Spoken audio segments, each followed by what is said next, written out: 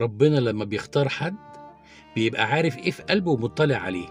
كُلّنا شُفنا عم ربيع والبرتقان اللي حدفوا على العربيات بتاعة المساعدات اللي رايحة لإخواتنا هناك. يا جماعة الحكاية حكاية قلب، مش حكاية ملايين ولا مليارات ولا أي حاجة تاني في الدنيا. دعوة صادقة ممكن تُقف جنب إخواتك بيها. ادعي، ادعي، ده ربنا شاور على عم ربيع. دعوة صادقة من قلبك ممكن تدعم بيها أي حد في أي مكان في العالم، ممكن تساند بيها أي حد في العالم. ربنا شاور على عم ربيع ووراك إن لا بملايين ولا بمليارات ولا بأي حاجة، إن أنت لو عايز تدعم هتدعم، تدعم بدعوة، بصدق في قلبك. هو ده شعب مصر، وهو ده المواطن المصري، كلنا عم ربيع. برتقانك وصل يا عم ربيع. ياما ناس دفعت ملايين علشان تلمع نفسها ما تلمعتش، ياما ناس دفعت ملايين علشان تتشهر ما اشتهرتش. اللي ربنا بس بيشاور عليه الصدق والإخلاص، ان انت تشتغل من غير ما تبص حواليك، من غير ما تفكر في اي حاجة.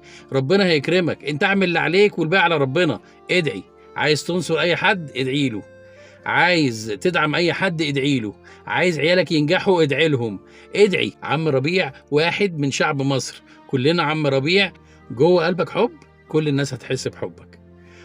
جوه قلبك تدعم، ادعي وارفع ايدك للسماء وربنا يتقبل بإذن الله. جوه قلبك خير، خيرك هيطلع للناس مهما كان بسيط، هيأثر وهيعلم وربنا هيقدره. دور على اللي في قلبك. ربك رب قلوب. تحية خاصة طالعة من مصر لكل إخواتنا في كل مكان في العالم. يا رب يعم السلام والأمن والرخاء والأمان على كل الشعوب يا رب العالمين، وعلى كل العالم يا رب العالمين. آمين آمين يا رب.